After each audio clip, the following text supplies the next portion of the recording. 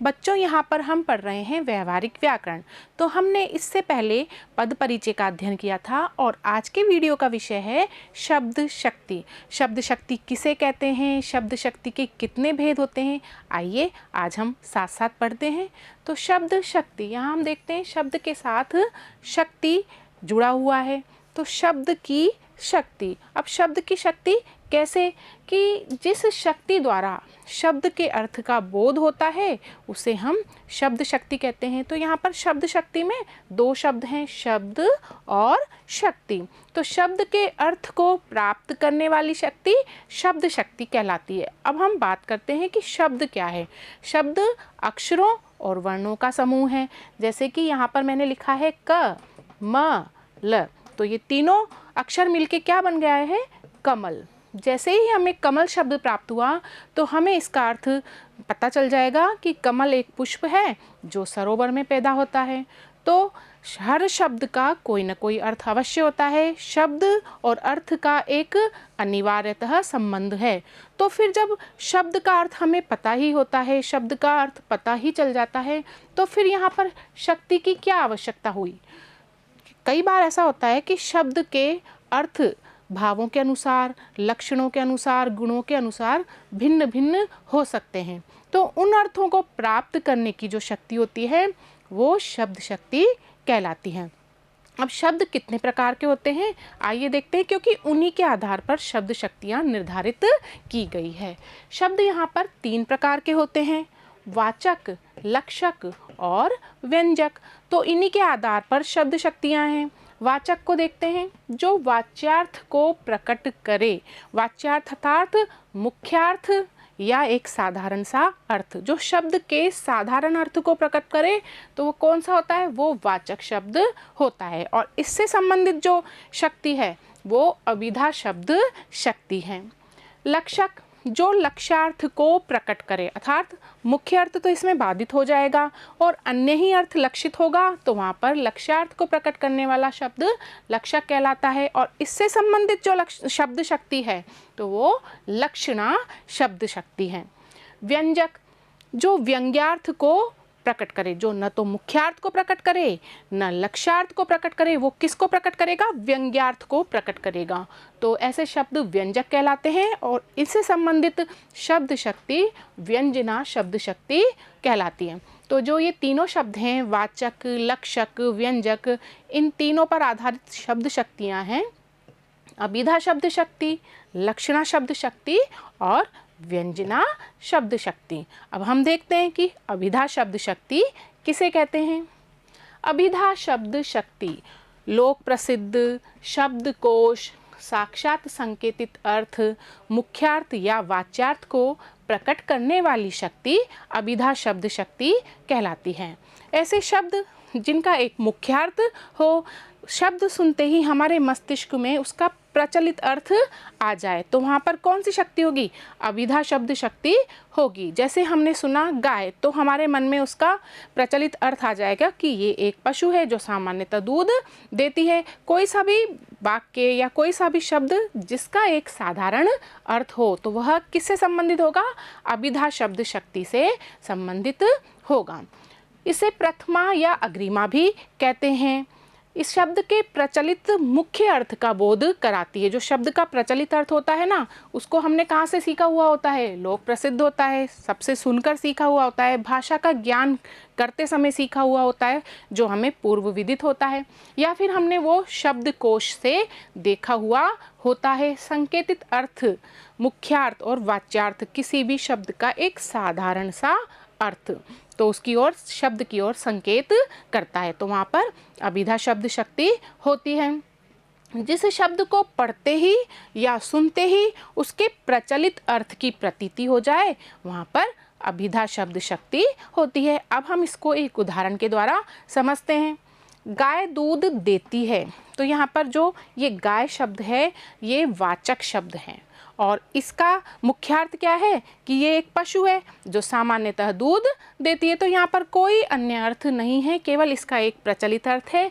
तो ये जो वाक्य है ये अभिधा शब्द शक्ति से संबंधित है। यमक अलंकार के सारे उदाहरण अभिधा शब्द शक्ति में आते हैं। अब अभिधा शब्द शक्ति में कौन कौन से शब्द होते हैं? 3 प्रकार के शब्दों के अर्थ का अभिधा शब्द शक्ति के द्वारा बोध होता है। रूढ़ शब्द, यौगिक शब्द और योग रूढ़। रूढ़ शब्द किसे कहते हैं? आइए देखें। वे शब्द जिनकी उत्पत्ति नहीं होती, समस्त जातिवाचक संज्ञाएं रूढ़ शब्दों में आती है। घोड़ा, घर ये मूल शब्द हैं। यौगिक शब्द जिनकी उत्पत्ति प्रत्यय, समास या संधि के द्वारा होती है, जैसे कि विद्यालय, तो विद्या धन आलय 2 शब्दों से मिलकर बना है। और रमेश, रमा धन ईश, तो ये यौगिक शब्द कहलाएं। योग रूढ़ यौगिक क्रिया से तो बनते होते हैं, लेकिन एक निश्चित अर्थ में वो रूढ़ हो जाते हैं। उन्हें हम क्या बोलते हैं? उन्हें हम योग रूढ़ शब्द कहते हैं। जैसे कि जलज, जल से जो उत्पन्न हुआ वो जलज कहलाता है, लेकिन ये किसके लिए रूढ़ हो गया है? ये कमल के लिए रूढ़ हो गया है।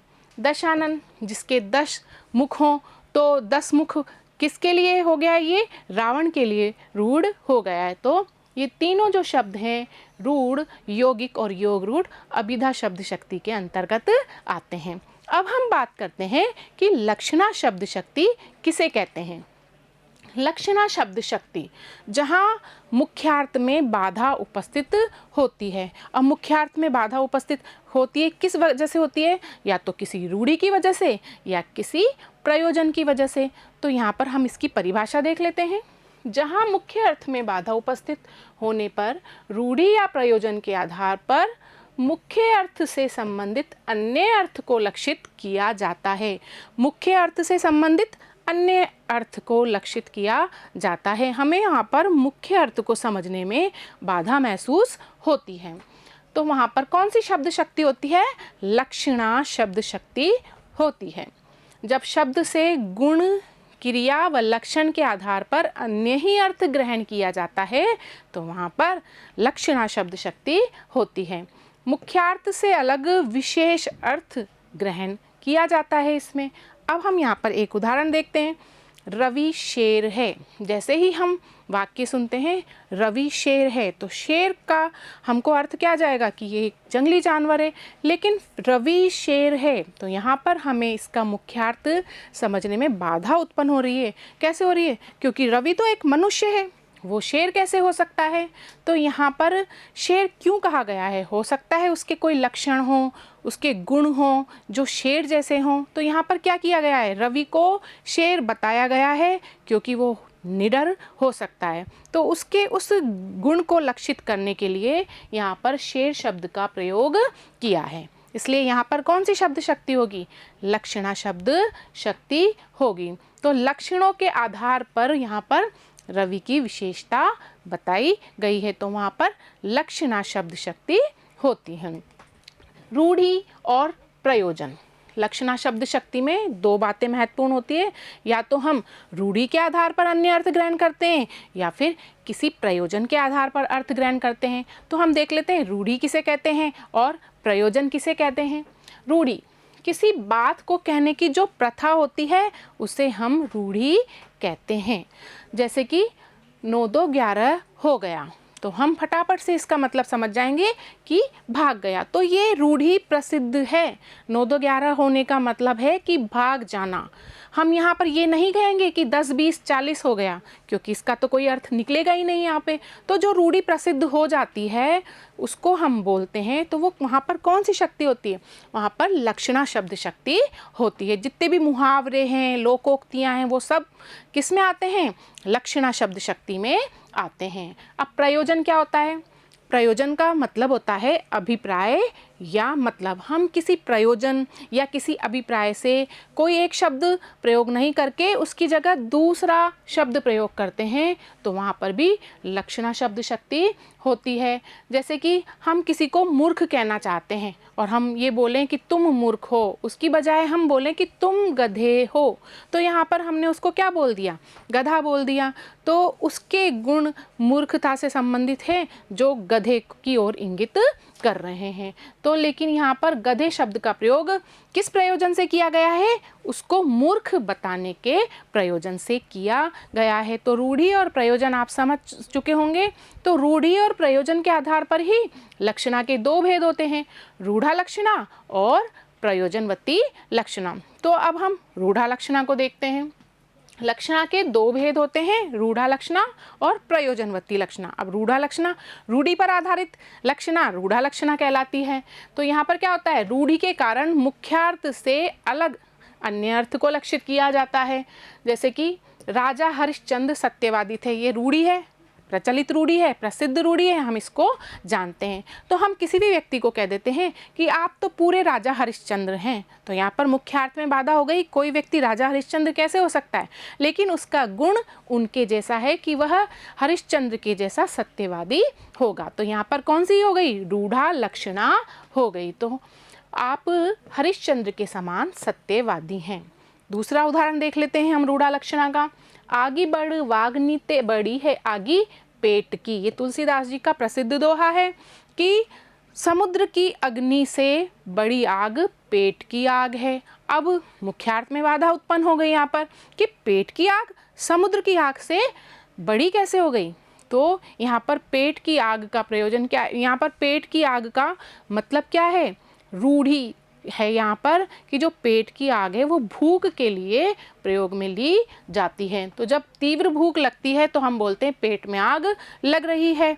तो यहाँ पर उसको समुद्र से बड़ी बता दिया गया। तो यहाँ पर रूढ़ा लक्षणा है। तो अन्य ही अर्थ लक्षित हो गया पेट में आग का। अब बात करते हैं हम प्रयोजनवती लक्षणा।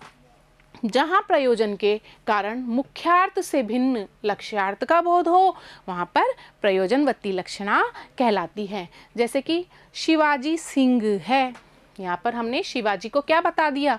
सिंह है। तो यहाँ पर अब हम सोचेंगे कि शिवाजी तो एक मनुष्य है, वो सिंह कैसे हो सकते हैं? लेकिन वह वीर हैं, तो उनको वीर बताने के प्रयोजन से यहाँ पर सिंह शब्द का प्रयोग किया है। तो जैसे हम शिवाजी सिंह है, तो यहाँ पर मुख्यार्थ में बाधा उत्पन्न होती है कि एक व्यक्ति सिंह कैसे होता है, लेकिन उनका गुण है कि वो निडर है। तो उनको निडर बताने के प्रयोजन से सिंह शब्द का यहाँ पर प्रयोग किया गया। तो ये वीर शब्द का लक्ष्यार्थ है। तो उसके बाद अब हम बात करते हैं व्यंजना शब्द शक्ति की। अविधा और लक्षणा के असमर्थ हो जाने पर जिस शक्ति के माध्यम से शब्द के अर्थ का बोध होता है वह व्यंजना शब्द शक्ति कहलाती है। परिभाषा देख लेते हैं हम। शब्द के जिस व्यापार से मुख्य और लक्ष्य अर्थ से भिन्न अर्थ की प्रतीति होती है, मुख्यार्थ अलग हो जाता है, लक्ष्यार्थ अलग हो जाता है और उससे अलग ही अर्थ की प्रतीति होती है, वहाँ पर व्यंजना शब्द शक्ति होती है। व्यंजना शब्द शक्ति शब्द के मुख्यार्थ और लक्ष्यार्थ को पीछे छोड़ती हुई उसके मूल में छुपे हुए अकथित अर्थ को प्रकट करती है। अभिधा और लक्षणा अपने अर्थ का बोध करा के अलग हो जाती है। तो जो शब्द शक्ति व्यंग्यार्थ का बोध कराती है उसे हम व्यंजना शब्द शक्ति कहते हैं। तो यहाँ पर देखते हैं हम, न मुख्यार्थ न लक्ष्यार्थ बल्कि कथन के संदर्भ में वाक्य तो साधारण ही होता है यहाँ पर, लेकिन वक्ता, श्रोता या पाठक अपने अपने अनुसार उसका अलग अलग अर्थ व्यंजित करते हैं, तो उसे वहाँ पर व्यंजना शब्द शक्ति होती है। जैसे कि यहाँ पर मैं एक उदाहरण दे रही हूँ, सूर्य अस्त हो गया। तो यहाँ पर हम देखते हैं इस वाक्य को जब सुनते हैं लोग तो प्रत्येक व्यक्ति इसका भिन्न भिन्न अर्थ ग्रहण करते हैं। जैसे अलग अलग अर्थ हम यहाँ देखते हैं। सास के बहू से कहने पर, क्या कहने पर? कि सूर्य अस्त हो गया, तो बहू क्या समझेगी? कि चूल्हा चौका आरंभ करने का समय हो गया। यदि किसान हल वाले से कहता है तो वह सोचेगा कि संध्या का समय हो गया और हल अब बंद करने का समय हो गया। पशुपालक चरवाहे से कहेगा तो पशुपालक चरवाहे ये समझेंगे कि सूर्यास्त होने के बाद अब पशुओं को घर ले जाने का समय हो गया।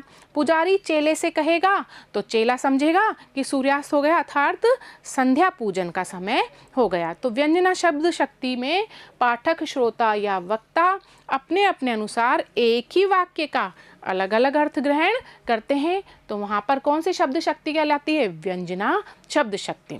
अब व्यंजना शब्द शक्ति भी दो प्रकार की होती है, शाब्दिक व्यंजना और आर्थी व्यंजना। शब्द पर आधारित व्यंजना शाब्दिक व्यंजना, आर्थी व्यंजना। तो शब्द यहाँ पर देखते हैं हम दो प्रकार के होते हैं, एकार्थक और अनेकार्थक। जिनका एक ही अर्थ हो वो एकार्थक, जिनके अनेक अर्थ हों वो अनेकार्थक। जैसे कि एकार्थक पुस्तक, दवा, तो इनका एक ही अर्थ है, लेकिन अनेकार्थक जिन शब्दों के अनेक अर्थ होते हैं, कलम, तो कलम एक लेखनी को भी बोलते हैं, एक पौधे की टहनी को भी बोलते हैं।